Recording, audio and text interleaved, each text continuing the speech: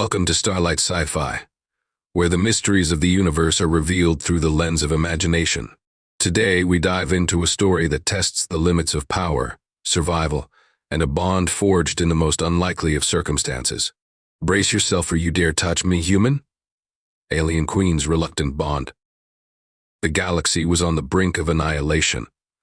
For decades, the Galactic Federation and the Xyren Empire had been locked in a bitter war. A war that tore apart entire systems and left countless worlds in ruin.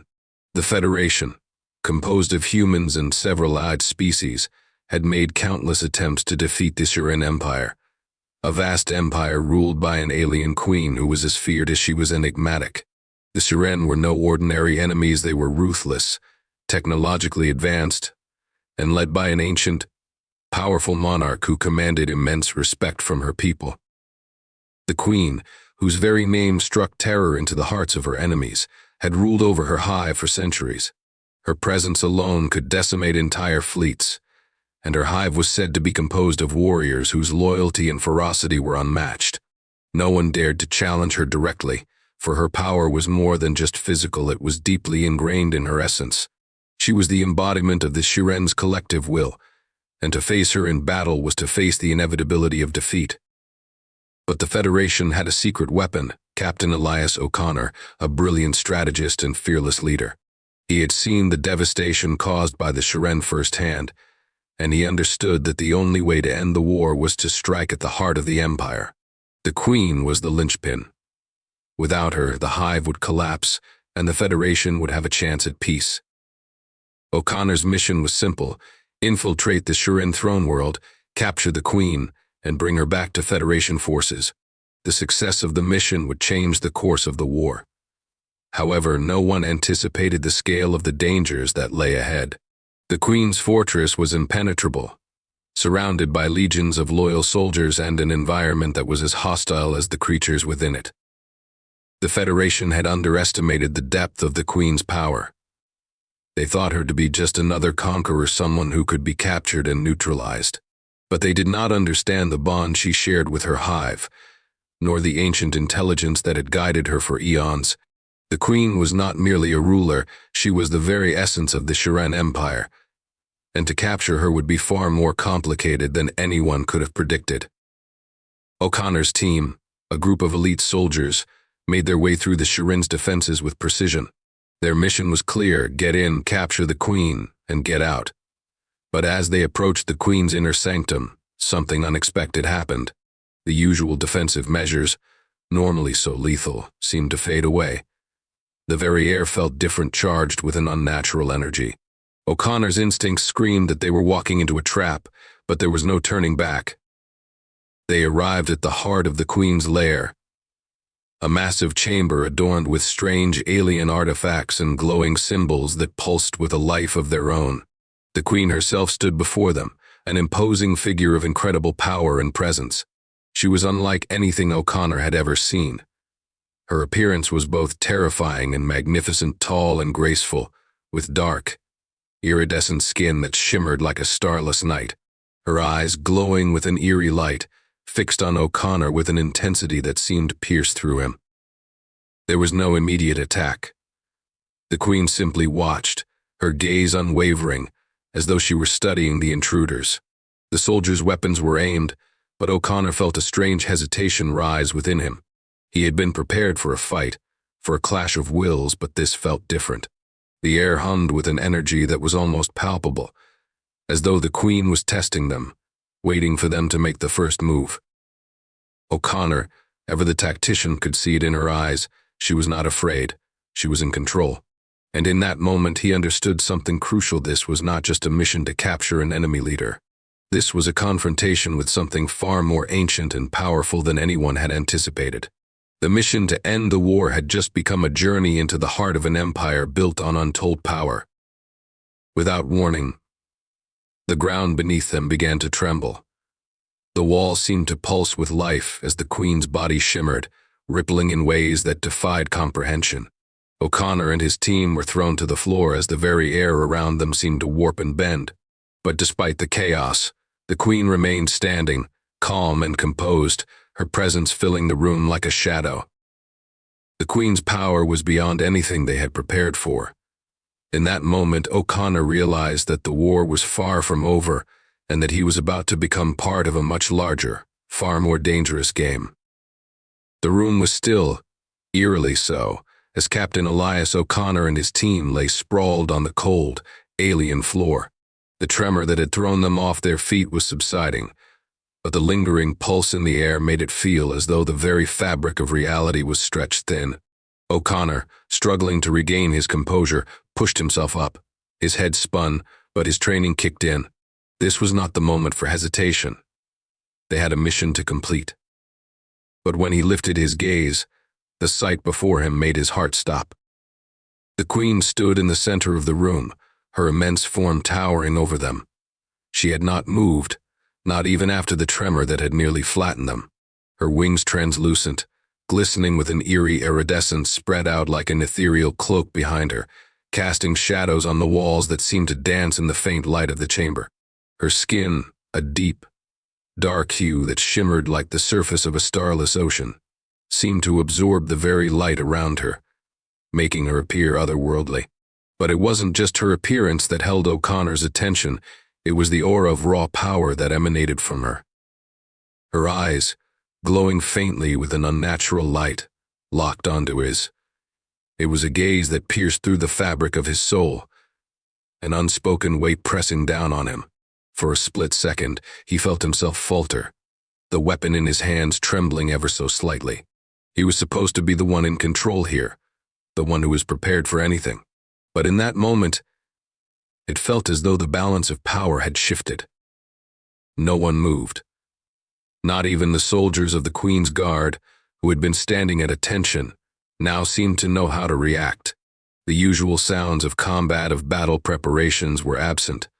It was as if time itself had slowed, waiting for something. O'Connor knew this was the moment that would determine everything. He could feel the weight of his orders pressing down on him. The mission had always been clear: neutralize the Queen and end the war. His team had been briefed, and they had prepared for this moment, each one of them ready to carry out the directive with cold precision. But what they hadn't prepared for was this. The Queen was not just a leader, she was something else entirely. Her presence was intoxicating, like a force of nature that could bend reality to her will. She was not merely a threat to be eliminated. She was a force that could not be easily understood, let alone defeated. And yet she did not attack. She did not order her soldiers to fire. She stood there, watching as though studying O'Connor and his team, her immense power palpable in the air around them. It was as though she was waiting for something, a decision, an answer. The tension in the room grew thicker with each passing second, and O'Connor's instincts screamed at him to act. But the Queen's gaze held him, paralyzed, caught between the duty he had sworn to uphold and the strange, inexplicable connection he was feeling. As if sensing his inner turmoil, the Queen's expression shifted just slightly, but enough to be noticeable. The cold, calculating look softened, almost imperceptibly, and for the first time O'Connor felt the faintest stir of something else in her eyes. It wasn't hatred or rage, but something more complex, something he couldn't yet identify.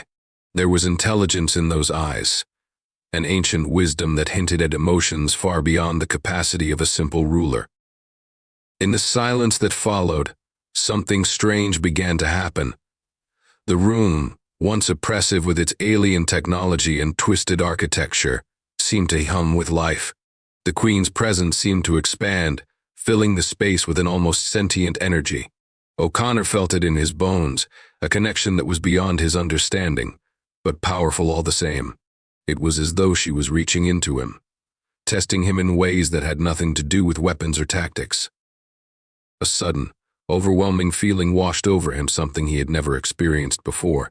It wasn't fear, nor was it admiration. It was a sense of knowing, as if the Queen was not just a ruler of her people but something more, an entity whose existence was tied to the very fabric of the universe itself. She wasn't just a threat. She was a force that had seen things far beyond the human experience. O'Connor snapped back to reality as the hum in the air seemed to intensify, and he realized with a jolt that the Queen wasn't just a living being. She was a presence, a living embodiment of something much greater than any soldier, any weapon, or any battle strategy. And in that moment he understood that the battle wasn't just about defeating her. It was about understanding her, something that no one had ever done before. Before he could process the implications of this revelation, something changed. The ground beneath him seemed to shift again, this time more subtle, like the very foundation of the room was bending to the will of the Queen. O'Connor could feel it in his mind, an overwhelming sensation, as if the Queen was reaching out to him, not physically, but mentally. Her consciousness, vast and ancient, was probing his, silently searching, connecting in ways that defied logic. The bond was forming. Slowly, imperceptibly, it was beginning. But O'Connor couldn't tell if it was a trap or something much more dangerous than he could comprehend. In that moment, he made a decision. He would no longer be just a soldier following orders. He was standing at the crossroads of a new understanding, and what came next would change everything. The days that followed were nothing like O'Connor had anticipated. What had started as a mission of cold precision, a military operation to capture or eliminate an enemy, had taken a sharp, unexpected turn. Instead of facing a ruthless and calculating opponent, O'Connor found himself grappling with an overwhelming presence that he couldn't entirely comprehend. The Queen was unlike any adversary he had faced before, and the bond that had begun to form between them was something even his training couldn't prepare him for. The Queen, for her part, seemed to regard the situation with an unsettling calm.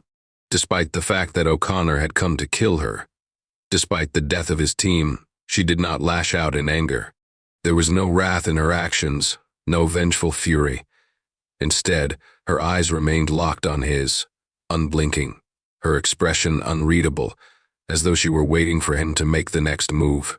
The room, now a strange amalgamation of alien technology and ancient mystery, pulsed with energy, resonating with something far beyond the physical world. O'Connor was still disoriented from the strange, almost intimate connection they had shared in that brief moment earlier. He could feel the weight of her presence in his mind, an alien sensation that tugged at him, pulling him deeper into her world. He had tried to push it away at first, trying to keep his focus on the mission, on the goal.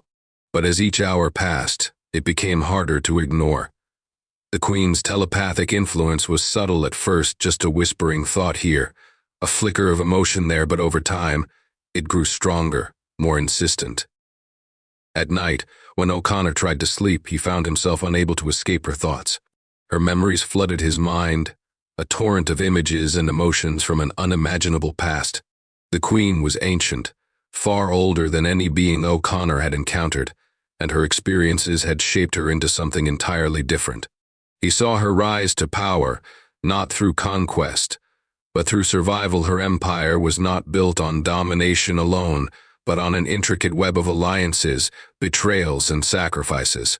He saw glimpses of her loneliness, her endless struggle to maintain control, and the deep, unspoken isolation she carried with her. She was a queen, but she was also a prisoner of her own legacy. And yet, through it all, O'Connor couldn't shake the feeling that she wasn't his enemy. He was supposed to be hunting her, but instead he was beginning to understand her, not as an adversary, but as a complex being, one who had lived through eons of war, loss, and power. There was no malice in her gaze, no hatred. Instead, he felt the weight of something far more profound: regret, perhaps, or a longing for something he couldn't yet name. The bond between them deepened as the hours turned into days. O'Connor's resistance began to crumble piece by piece.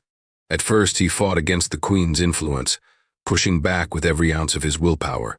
He tried to focus on the mission, tried to remind himself that he was here to end the war, that capturing the Queen was the key to saving countless lives.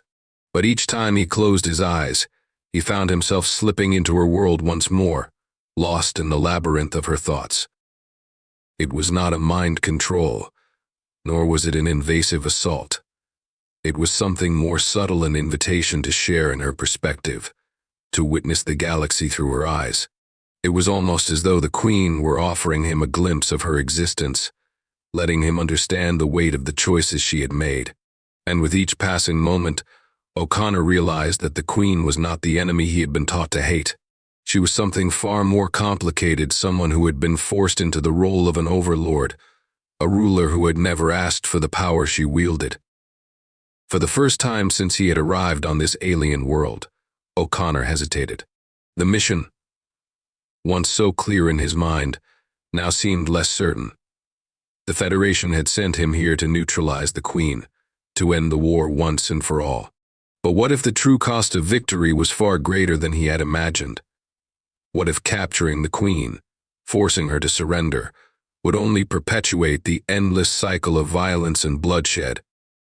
As he stood before her, the weight of the decision pressing on his shoulders, O'Connor realized that he was no longer just a soldier.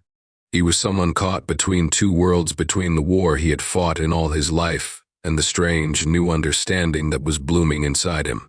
The Queen had shown him something that no one else had ever dared to, the truth of her existence, the pain that had driven her to power, and the solitude that came with it. The bond between them had awakened something in O'Connor, a new perspective on the conflict that had consumed his life for so long. In that moment, he made a choice not just as a soldier, but as a human being. He would no longer act as a mere instrument of war. He would take the time to understand, to question, and to seek another way. But even as the decision began to solidify in his mind, a new realization dawned on him. The Federation would never see it the way he did. They would never understand what he had come to know. And that meant the road ahead would be fraught with danger both from his own people and from the Queen's enemies. But for the first time in a long while, O'Connor was no longer sure what his next move would be. He only knew one thing for certain: the war was far from over, and the choices he made now would shape the future of the galaxy itself. The days blurred together as O'Connor continued to grapple with the strange and growing bond between himself and the Queen. What had begun as an operation to capture a ruthless enemy leader was now an unraveling mystery that had no clear resolution. The Queen's presence weighed heavily on him, not just physically, but mentally. He could no longer simply see her as the enemy. She had become something far more complex. The connection between them, though initially subtle, had deepened, and O'Connor was beginning to feel as if he were losing himself in the process. At night, when the world around him was quiet, he would often find himself awake, lost in thought. The Queen's thoughts were always with him, echoing in his mind like a distant, haunting melody. He could feel her memories, fragmented and elusive, like pieces of a puzzle he could not quite piece together. Her past was not something she readily shared, but the more he tried to push it away, the stronger the pull became. He had to understand her, if only to grasp the truth of what was happening to him. It was during one of these restless nights that he first saw the visions, flashes of the Queen's past that appeared like fragments of a forgotten dream. At first they were brief, barely more than images, quick glimpses of places and faces O'Connor couldn't place. But then, as the nights went on, they became more vivid, more detailed. He saw the Queen as a young ruler, standing before her people, holding a scepter made of strange, glowing material. Her eyes were filled with determination, but also with something else, an unspoken sadness that lingered behind her regal facade. He saw her in battle, leading her people through devastating wars, her strength and resolve unwavering. The battles were not won through brute force alone. They were won through strategy, diplomacy, and manipulation. But despite her victories, O'Connor could sense the toll it had taken on her. The Queen had never desired war. She had been thrust into her role by forces far beyond her control. Each conquest, each battle, had been a step further into isolation, as if she were becoming more and more distant from the world she had once known. In these visions, O'Connor began to understand the Queen's true nature. She was not simply a conqueror, as the Federation had led him to believe. She was a ruler bound by a responsibility she could never escape. Her people depended on her, and the weight of that dependency had shaped her into someone who had long ago learned to hide her true feelings. She had learned to rule with an iron fist, but it had cost her everything: her happiness, her freedom, and her ability to trust. The more he learned about her past, the more conflicted O'Connor became. He had always believed that his mission was justified, that the Federation was in the right, and that the Queen was nothing more than an obstacle standing in the way of peace. But now, he was beginning to question everything. The war between their people was built on a foundation of misunderstandings, of grievances that stretched back centuries. Neither side was blameless, and the more O'Connor discovered about the Queen's history, the more he realized that the Federation might not be the hero it classed to be. As the days went on, O'Connor became less certain of his role in this conflict. He had been taught to see the Queen as a villain, a creature to be hunted and defeated. But the more he saw of her memories, the more he understood that her actions had been shaped by forces beyond her control. She had never wanted war. She had never sought power for the sake of power. She had done what she had to do to survive, to protect her people from enemies both within and without. In a way, she was as much a victim of the galaxy's endless cycles of conflict as anyone else. But unlike the Federation, the Queen had not given up hope. Despite her loneliness, despite the betrayals that had shaped her into the ruler she had become, there was a part of her that still clung to the possibility of peace. It was a fragile hope, buried deep within her, but it was there nonetheless. O'Connor stood at the precipice of a new understanding. The war he had been fighting was not as simple as he had once believed. The lines between good and evil were not as clear-cut as he had been taught. The Queen was not a monster, she was a ruler caught in an endless cycle of survival. And now, as their minds intertwined, he could feel the burden she carried, a weight that seemed far heavier than any weapon he had ever wielded. But with this newfound understanding came a question. What now? The Federation would never accept this. They would never see the Queen as anything other than a threat to be destroyed. O'Connor's mission had always been clear: capture the Queen, or kill her if necessary. But now he was faced with a dilemma he had never anticipated. Could he truly carry out his orders, knowing what he now knew? The visions of the Queen's past were only the beginning. As O'Connor delved deeper into her memories, he knew that he was walking a dangerous path, one that would lead him to a choice that could alter the fate of the galaxy itself. The bond between them was growing stronger with each passing day, and soon he would have to decide where his true loyalties lay. Would he continue to follow the orders of the Federation, or would he choose a path that defied everything he had ever known? The tension in O'Connor's mind had reached a breaking point. The Queen's influence over him had grown so strong that he could no longer tell where his thoughts ended and hers began. It wasn't just her memories that had begun to invade his consciousness. It was her emotions, her desires, and her fears. He could feel the weight of centuries of decisions pressing on her, each one a burden she had carried alone for so long. The longer he stayed in her presence, the more he understood her, and the more his own convictions began to crumble. Every day he saw more of the Queen's past moments of vulnerability that she had long buried beneath layers of power. She had been thrust into leadership at a young age, inheriting a fractured empire on the brink of collapse. Her people, the Xyren, were divided, splintered by factions that fought for control, each more brutal than the last. The Queen had not sought power, she had been chosen for it, and from that moment on she had never known peace. Her reign had been marked by war after war, each more devastating than the last, and each taking a toll on her mind and soul. It was in these memories that O'Connor found the first seed of doubt. The Queen was not the heartless conqueror the Federation had painted her to be. She had done what she had to do to survive. She had made choices that were painful, even cruel, because there was no other option. The war she fought was not one she had started, nor one she had wanted. It was a war for survival, one that had spiraled out of control, leaving her with little choice but to continue the fight, day after day, year after year. As the days passed, O'Connor found himself questioning his own beliefs. He had been trained to see the Xyren as enemies, to believe that the Federation's war was justified.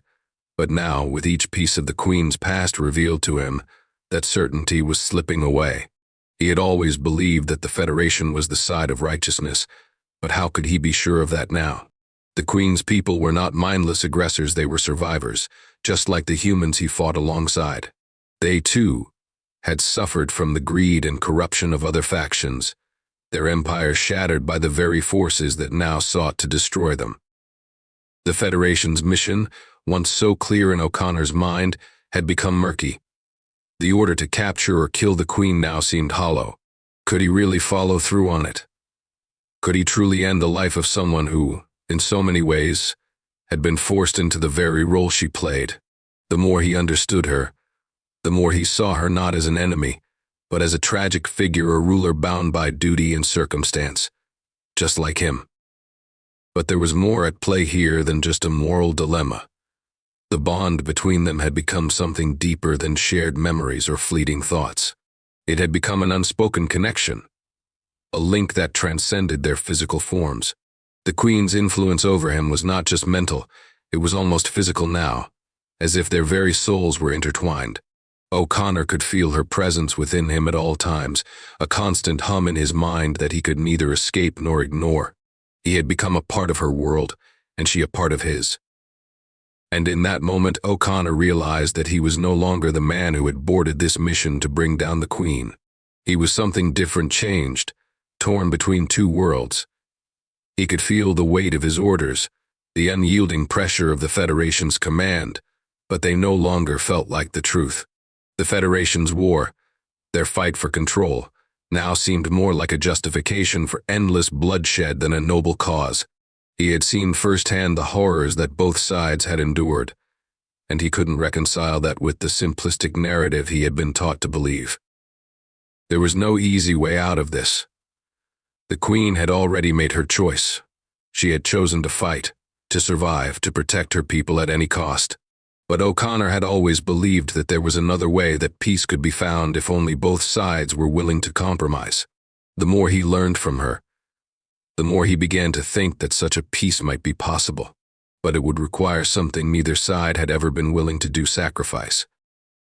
The question now was whether O'Connor was willing to make that sacrifice.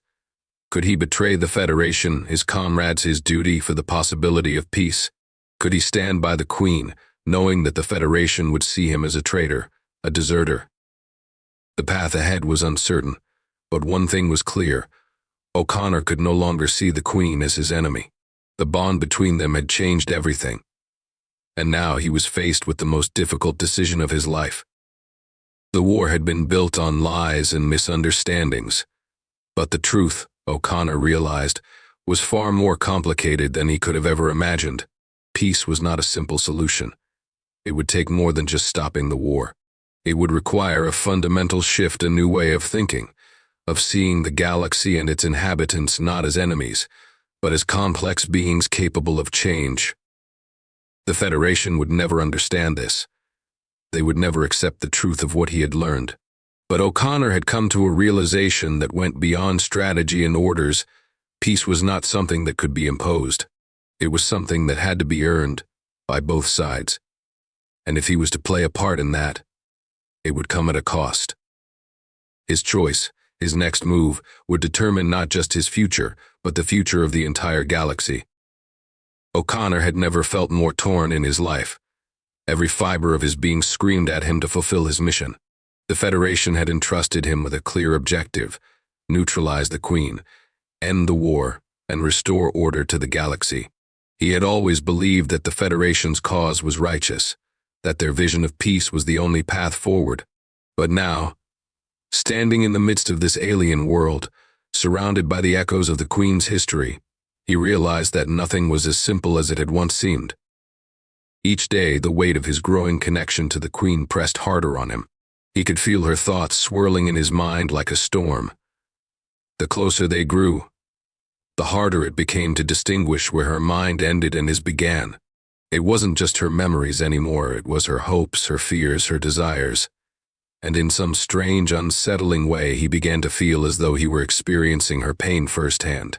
Every time she relived the loss of her empire, the betrayals she had suffered, the crushing loneliness of ruling over a broken people, O'Connor couldn't help but feel it in his bones. He had tried to block her out, tried to return to his mission, but it was impossible. Her presence, subtle yet undeniable, had wrapped itself around him like a vice, and he was beginning to wonder if he was losing himself in the process. The more he learned about her, the more conflicted he became. He had been taught to believe that she was the enemy, that she represented everything wrong with the galaxy: tyranny, cruelty, and oppression. But what he saw now was far more complex. He saw the Queen as a young ruler, thrust into power before she was ready, forced to make decisions no one should ever have to make. She had been trained for survival, not leadership, and every choice she made had come with a cost. The wars she fought, the alliances she forged, the brutal acts she committed, each one had been a desperate attempt to hold her people together, to stave off the decay that threatened to engulf her empire. There had been no other option for her, no room for mercy, no room for kindness. She had sacrificed everything to keep her people alive, even if it meant becoming something she could no longer recognize. And as O'Connor delved deeper into her mind, he began to see that the Queen was not just a ruler or a conqueror. She was a woman, just like any other, burdened by the weight of responsibility and haunted by the ghosts of her past. She had never wanted to be a monster, never sought to be the ruthless figure her enemies made her out to be. She had simply been forced into a role she hadn't chosen, and now she was trapped in it, caught in a cycle of violence and power that she couldn't break free from. For O'Connor, the realization was a gut punch. Everything he had believed was now in question. The Federation had painted the Queen as the villain, the one who needed to be brought to justice. But the more he saw of her life, the more he understood that she wasn't the true enemy. She had been a victim of the same endless cycle of war that the Federation claimed to be fighting against. It was in that moment of understanding that O'Connor's mind started to shift. His mission was no longer just about following orders. It was about something far deeper. It was about the possibility of breaking the cycle, of finding a way to end the war without the bloodshed, without further destruction. He knew the Federation would never accept such a notion. To them, the Queen was a threat that had to be eradicated, no matter the cost. But O'Connor couldn't shake the feeling that there was another way, one that didn't require more lives to be lost. The pressure was becoming unbearable. The more O'Connor connected with the Queen, the more he realized that his loyalty to the Federation was no longer a given. His comrades, his superiors, the entire system he had once believed in, now seemed distant, cold, and unyielding. He had been raised to believe that following orders was the highest duty a soldier could fulfill. But now, with the Queen's memories, her pain, her humanity in his mind, he found himself questioning everything. Could he continue to serve a system that demanded destruction, or was it time to make a stand for something different? His internal struggle intensified. He knew what would happen if he chose to defy his orders. The Federation would see him as a traitor, someone who had abandoned his duty. They would hunt him down, just as they had hunted the Queen. And yet, the more he thought about it, the more he realized that the true betrayal would be to continue down the path of destruction. To obey blindly would be to endorse the very war he had once thought he was fighting to end. The decision weighed heavily on him, and with each passing hour, it became clearer that there would be no turning back. O'Connor could no longer remain neutral. He had to choose a side. But the side he would choose was no longer defined by the flags of the Federation or the Queen's empire. It was defined by something much more personal, a desire for peace, for understanding, for breaking the cycle of endless violence. But even as his resolve began to solidify, a new fear began to creep in.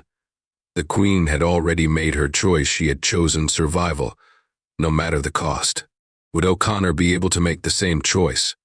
Or would he become another casualty of the war that had consumed them both?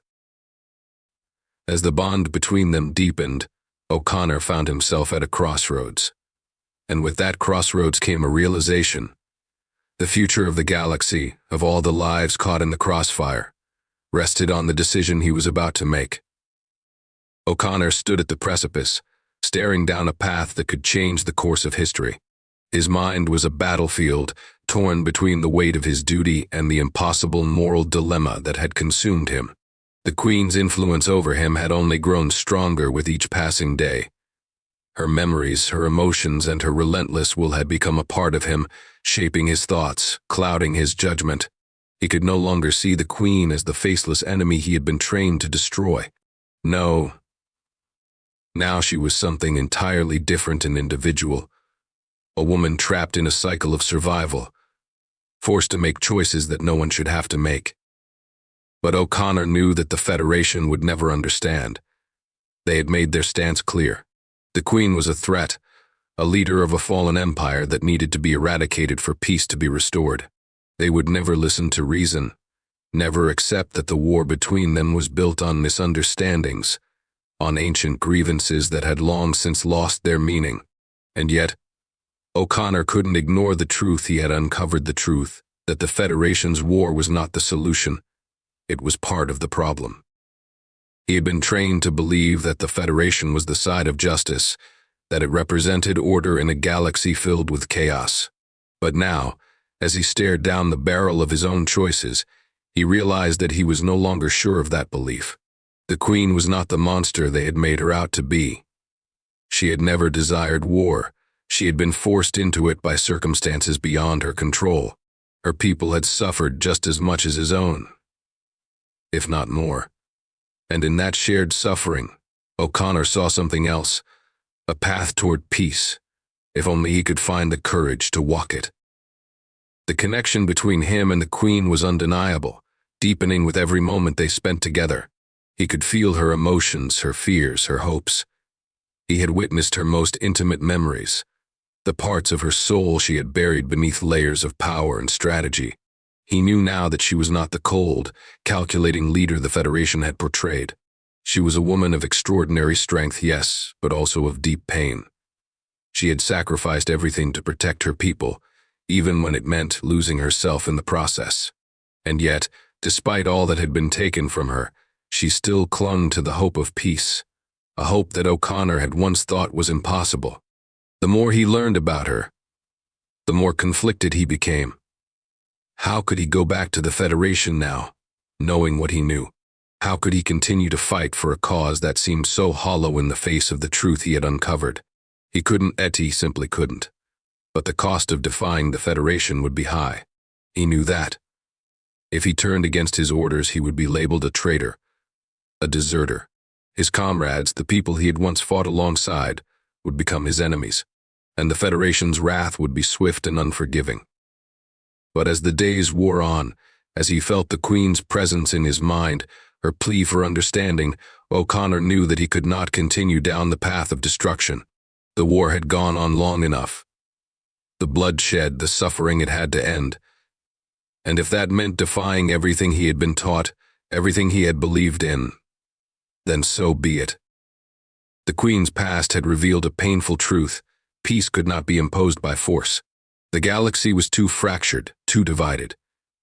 It could only be earned through compromise, through sacrifice. And if O'Connor truly wanted peace, if he truly wanted to stop the cycle of violence, then he had to be the one to take the first step. He stood before her, his heart heavy with the weight of his decision.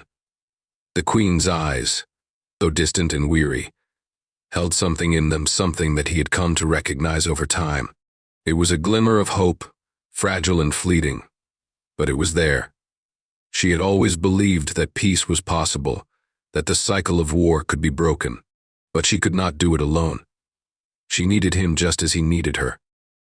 In that moment, O'Connor made his choice. He would no longer follow the Federation's orders. He would no longer be part of the endless cycle of war.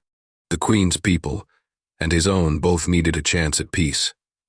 And he, as one man, could make a difference. It wasn't going to be easy. There would be opposition, both from within the Federation and from the remnants of the Queen's Empire. But O'Connor no longer cared.